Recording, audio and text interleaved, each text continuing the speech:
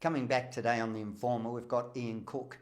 Currently at the moment, before the Parliamentary Inquiry, we're looking into the I Cook food saga, where Ian Cook's family-run business was shut down with no evidence, and it actually seems as though there are criminal charges that could well be pending against some of the leading Victorian politicians. Welcome back, Ian. No worries. G'day, mate. Now, yesterday, the inquiry kicked off. Well, sorry, it didn't kick off, it continued. But Brett Sutton was finally brought before the inquiry. How do you think his evidence stacked up? He just continued to lie. We weren't disappointed because we were pretty sure that's what he was going to do, and that's what he did. Just a couple of quick points is that Professor Sutton, Dr. Sutton, whatever he calls himself, he told that parliamentary inquiry that he was using powers, chief health officer powers written into the Food Act. I'll challenge anyone to find the title Chief Health Officer in the Victorian Food Act. It does not mention him once. Now, one of the things that leapt out at me yesterday watching the inquiry was when Professor Sutton said in his own evidence, in his own words, that there was no one piece of evidence that led him to conclude that I Cook Foods provided the food that was responsible for the woman's listeria. And yet he's chosen to close down a business with over 41 employees, multiple award winners, 7,000 meals a week going out, and he has just shut it down. And in his own words, there was no one piece of evidence. How do you feel about that? He pretty much hangs himself with that. There was no evidence. That's why he's now trying to manipulate the truth. There was no evidence. The evidence that came out and the evidence they tried to use was just just manipulating, playing with words. Now, yesterday watching the inquiry, it was startling that Sutton and Dr. Bone based much of their evidence on the genomes of ham, and they were unequivocal in their testimony. And yet here at The Informer, we understand that the ham that I Cook used is completely different to the ham that the elderly woman ate. And if they're steadfast with their certainty, are they sure to know and understand the two different types of hams, and do they have different genomes? Okay, so let's set the record completely straight. There was corned beef tested and there was ham tested. The ham that we use was tested out of a completely sealed packet directly from Fabris Hams, who manufactured it and sliced it. That had listeria in it. That was a completely different genome to the genome in the woman. The corned beef, which came from Bataki, that had the same genome apparently as the woman. Now, what Sutton and Bone both told the inquiry was that it didn't match anywhere around the world, etc., etc. What they're saying is there were no other food matches. So nobody else on any of the databases has matched that same genome sequence with another non-human food sample. You notice they'll always have to say non-human, because when you test that genome in humans, there was the lady in Victoria, there were two in Queensland and another in Western Australia. The two in Queensland were identical genome sequencing, and they show up on the Doherty report. They tried to remove it. When we enlarged the report, we found it. Same lies, same cover-ups. It can't possibly have been us because we don't sell food to Queensland. The daughters gave evidence that they saw their mother eat the sandwich. They recall vividly that the sort of sandwich that they ate. What do you say to that, Ian? Well, talking about the daughters, I'm pleased they gave that evidence, because that just drops Dr. Sutton further in it. They refer to sandwiches in a little clam. Everyone knows those little plastic clams for sandwiches. And they say she was given it in the emergency department. So the emergency department at Healthscope's Knox Private Hospital, they get 300 rounds of ham and cheese sandwiches every day. Sutton said in the first inquiry, it wasn't the ham. Well, guess what? The daughters have just said that that's what they saw their mother eat, in which case it wasn't us. All his scientific evidence falls apart in him right there and then. And now, is it possible that the emergency department may have failed in how they stored and handled their sandwiches? They get those sandwiches every day. They adjust to them. And the reason they get them is for people on day surgery, or if someone's been in there a while, they'll give them something to eat. As soon as you become an inpatient, if you're on a full ward diet, you can have ham and cheese sandwiches, or you can have mixed sandwiches, which is either corned beef, ham and cheese, egg, chicken and mayo, that sort of thing. So there's no way that they would have been, that the sandwiches that are used for the wards would have got used in the emergency department. And the other reason you know that is because all of the sandwiches in the wards are made for them in bulk, and the hospital staff plate them up on a little china plate with cling film over it and then date it. That doesn't happen for emergency. They just get them in the little clam. That's how we know exactly what goes where. And am I right in saying that Sutton didn't even investigate whether Knox Private failed in how it stored its sandwich? He didn't even look at whether Knox was correct in their handling? Yeah, no, that's right. I mean, that whole the whole questioning of Sutton and Bone made it crystal clear that we were targeted. They once, and Bone says it, once they decided it was us, they didn't look anywhere else. I mean, why would you look almost 3 weeks later? You took samples on the 1st, right, from I Cook Foods. Apparently they went to, Manningham Council went to Aveo Village where the woman lived and went and had a look in her fridge. That's all, that's from what we understand, that's all they did. There is nobody else is tested. The manufacturers aren't tested. In fact, they didn't even go into Fabris Hams via PrimeSafe, okay, until we found the bacteria in a sealed packet from a manufacturer. So there are just so many contradictions here, Ian, and it's becoming more and more apparent that the testing was rushed and shoddy at best, but also limited in their scope. As you've just said, they had their target before they'd done any investigation. Is that how you would characterise it? Absolutely, yes. They found me guilty, and then they raced around to see what they could pin on me to fabricate evidence for it to work for them. Because you think about it, the genomic sequencing that they said was the thing that Sutton hangs his hat on, right?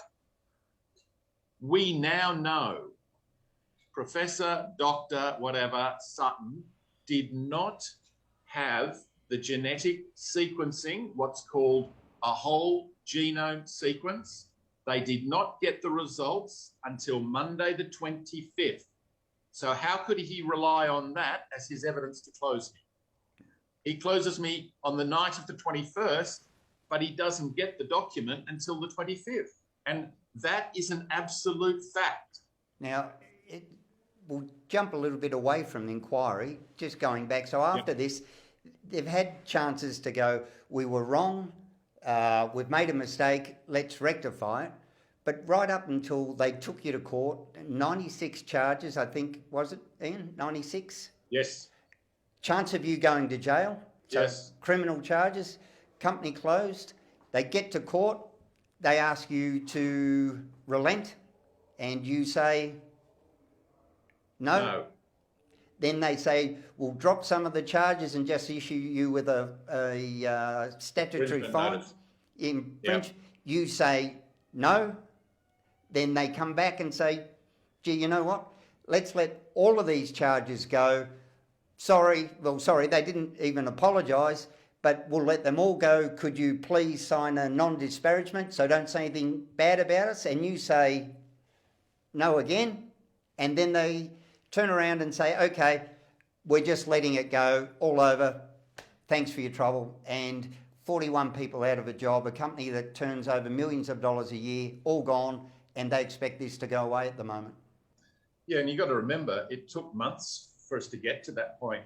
So for between February and October, I was continually being told that I killed someone, accused of breaches of the Food Act, and as you say, the first brief of evidence and the statements from Johnson and Garlick use the indictable offences in the Food Act, which are extremely serious. So it's not until October, some 10 months, 8, 9 months later, that that I can start clearing my name. I couldn't even start legal action against them. My lawyers said, you can't start a civil action while you've got criminal charges hanging over you. You need to clear those off first. Is it fair to characterise yesterday's evidence given by Bone and Sutton as further damaging their credibility? Absolutely. It did. It made them look, as a couple of the committee members said, they basically lied. I mean, when you think about it, Sutton couldn't get around the fact that there were 6 other food suppliers into HealthScope that were never checked and that provide high-risk foods like ham and corned beef, etc. And we know from the Doherty report that it was most probably the national brand that, which is how it got into Queensland.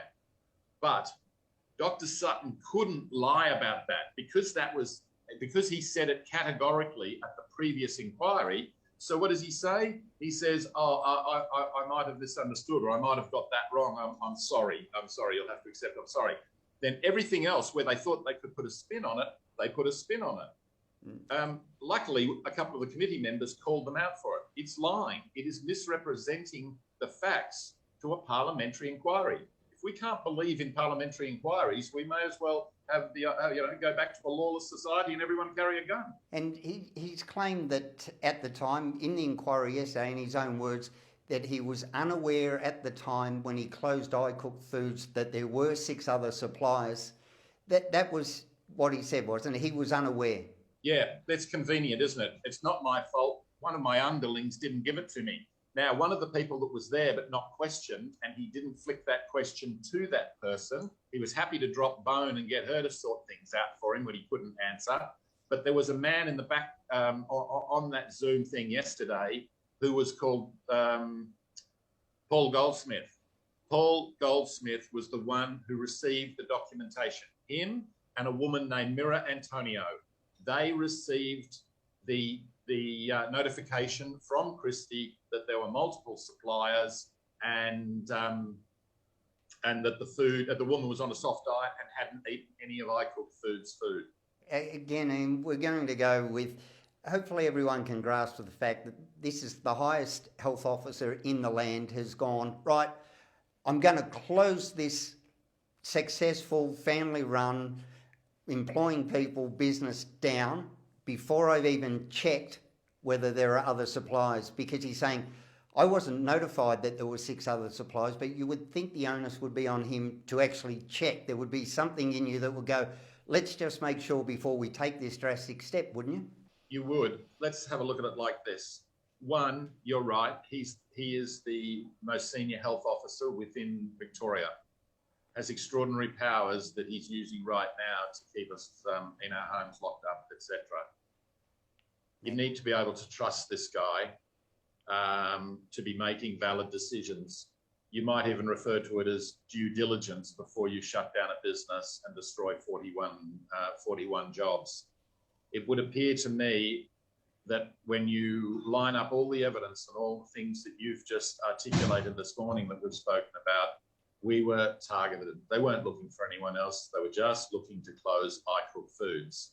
The reasons for that, we will know one day when they tell the truth. Under the Westminster system, by the way, now that Professor Sutton has come out and said he didn't know, he didn't get it right, etc., being the most senior person, the buck stops with him. The Westminster system demands that a bureaucrat who has that happen to him should stand aside while it is independently investigated. Well, there's one step further up. Would it be fair to categorise Brett Sutton as Dan Andrews' henchman, maybe?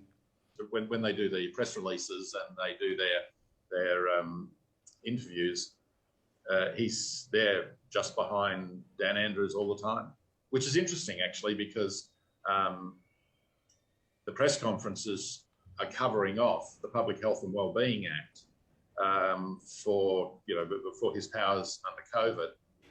It's actually Professor Sutton who should be talking to us because he's the one with the powers, not Daniel Andrews. But yes, there is, they're joined at the hip, it would appear. Are you happy with the way that the inquiry is going with the members challenging some of the contradictory evidence that is being presented? Yes, I think some of the questioning was exceptionally good, and it needs to be thorough so that people have confidence in the system. I'm not very happy with the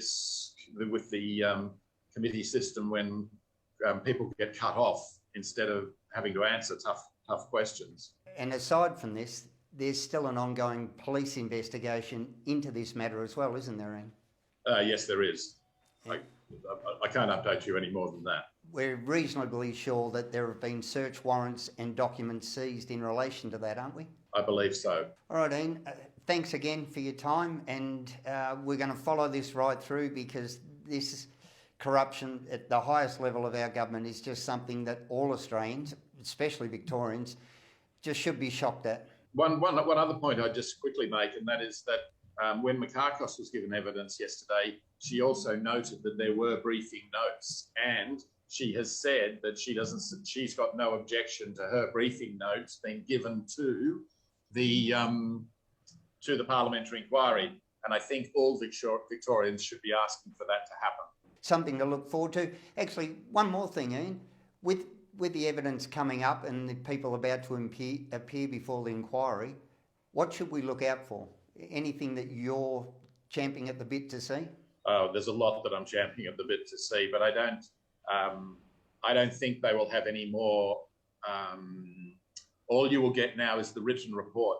They'll do the transcripts. They won't have any more hearings. And after what happened to Dr. Bone and Professor Sutton yesterday, I'll guarantee witnesses who should be questioned about the misrepresentations of the first inquiry, it's not going to happen. This government and these bureaucrats are in cover-up mode and burying mode. They don't want any more scrutiny. I could feel Georgie Crozier's frustration coming through the screen, being cut off. The time limits on this really seem counterproductive to uncovering the truth. I agree, 100%.